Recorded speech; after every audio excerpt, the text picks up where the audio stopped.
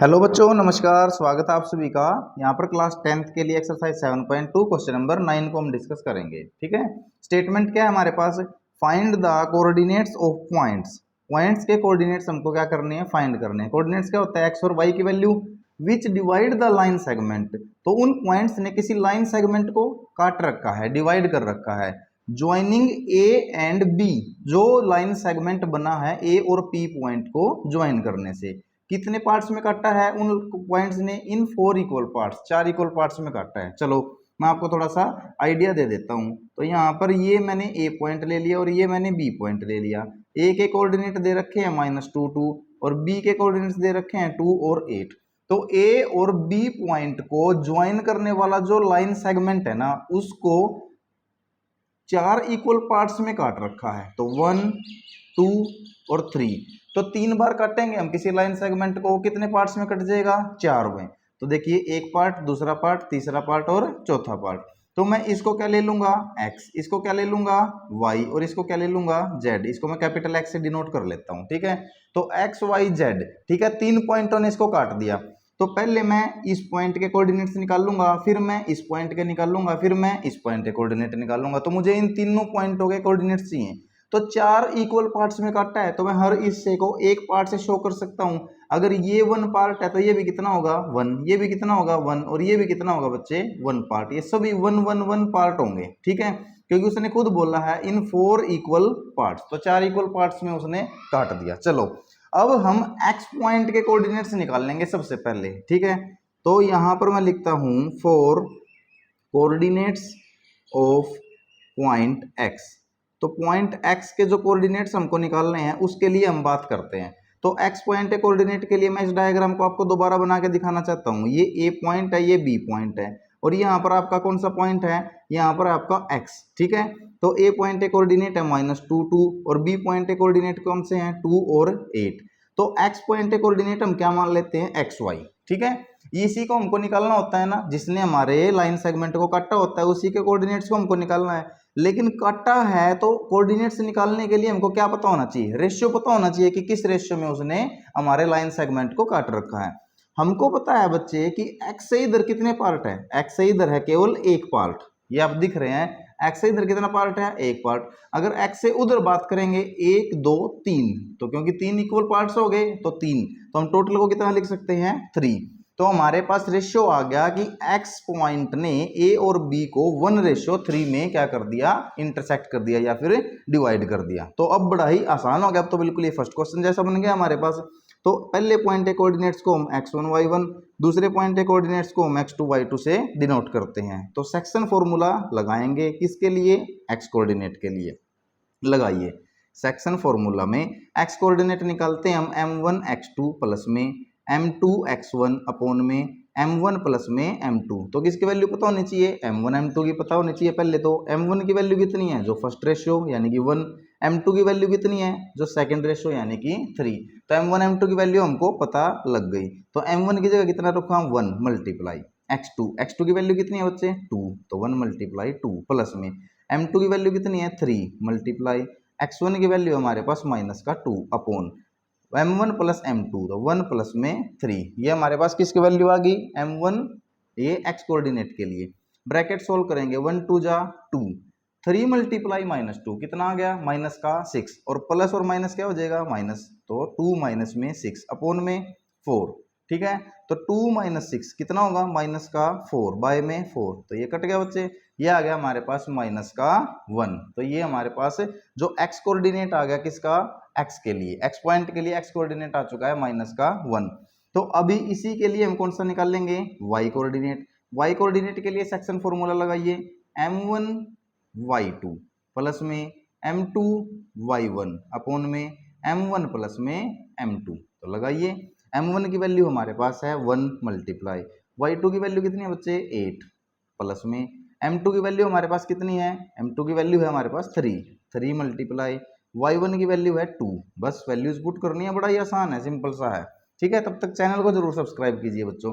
m1 plus m2, तो 1 plus में 3। Solve कीजिए ब्रैकेट्स को, 1 8 जा 8, 3 2 जा 6, प्लस का है और प्लस का ही रहेगा क्योंकि बाहर भी प्लस है, अपॉन में 4। तो 8 और 6 कितना हो गया 14 बाय में 4, तो 2 से कट गया, 2 7 जा 14, 2 2 जा 4, तो 7/2। तो y कोऑर्डिनेट क्या आ गया 7 बाय में 2। तो यहाँ पर जो हमारे पास पहला पॉइंट था बच्चों, कौन सा पॉइंट है x पॉइंट, तो x पॉइंट के कोऑर्डिनेट्स तो हमारे पास निकल चुके हैं -1 और 7 बाय में 2। ये हमारे पास किसके कोऑर्डिनेट्स निकले x पॉइंट के। अब देखिए, अब हम किसके कोऑर्डिनेट्स निकालेंगे y पॉइंट के, तो बड़ा ही आसान है। देखो y पॉइंट के कोऑर्डिनेट निकालना तो बड़ा ही आसान है। y क्या है, y को आप देखोगे ना, अगर ध्यान से देखिए y के इधर कितने पार्ट बचते हैं लाइन सेगमेंट के 1 और 1 यानी कि 2 पार्ट, ठीक है। और y के इधर भी कितने पार्ट बचते हैं 2 पार्ट। तो y कैसा पॉइंट हो गया ए बी लाइन सेगमेंट के लिए, y तो बच्चों एक मिड पॉइंट हो चुका है। तो y कैसा पॉइंट हो गया मिड पॉइंट। तो चलो मैं यहाँ पर आपको बना के दिखा देता हूँ। ये 4y पॉइंट के कोऑर्डिनेट्स निकालने के लिए यहाँ पर मैं उस डायग्राम को दोबारा बना देता हूँ। ये मेरे पास a है, ये मेरे पास b है, और बीच में मेरे पास क्या है y। a पॉइंट के कोऑर्डिनेट -2 2 है और b पॉइंट के कोऑर्डिनेट 2 8 है। तो इधर इसके पास 2 रेशियो इधर बचते हैं और 2 ही रेशियो इधर। इसका मतलब y कैसा पॉइंट हो चुका है, y बन गया अपना मिड पॉइंट।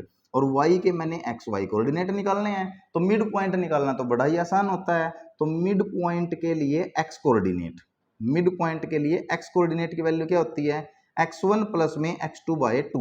ये आपको इंट्रोडक्शन वीडियो से भी बिल्कुल क्लियर हो गया होगा। तो x1 y1 और इसको सेकंड पॉइंट को मैं x2 y2 लेता हूं। तो x1 प्लस x2/2, x1 की वैल्यू कितनी है -2 और x2 की वैल्यू कितनी है +2 बाय में 2। तो -2 + 2 कितना हो जाएगा 0/2। तो यानी कि 0/2 कोई भी नंबर, तो x की वैल्यू कितनी आ गई 0। तो x कोऑर्डिनेट आ गया 0। अब हमको क्या निकालना है y कोऑर्डिनेट में, तो मिड पॉइंट के लिए y कोऑर्डिनेट, तो ये क्या होता है y1 प्लस में y2/2। तो y1 कितना है बच्चे हमारे पास 2 है, प्लस में y2 की वैल्यू कितनी है 8 बाय में 2। तो 2 + 8 कितना हो जाएगा 10/2, कट के कितना आ गया 5। यानी कि y कोऑर्डिनेट की वैल्यू कितनी आ गई 5। तो यहाँ पर जो हमारे पास y जो पॉइंट था इसके कोऑर्डिनेट्स क्या आ चुके हैं, x कोऑर्डिनेट तो 0 आया और y कोऑर्डिनेट 5 आया। अब तीसरा पॉइंट कौन सा बचा बच्चों अपने पास z। तो चलिए अब तीसरे पॉइंट के लिए मैं आप लोगों को यहाँ पर करके दिखाता हूँ।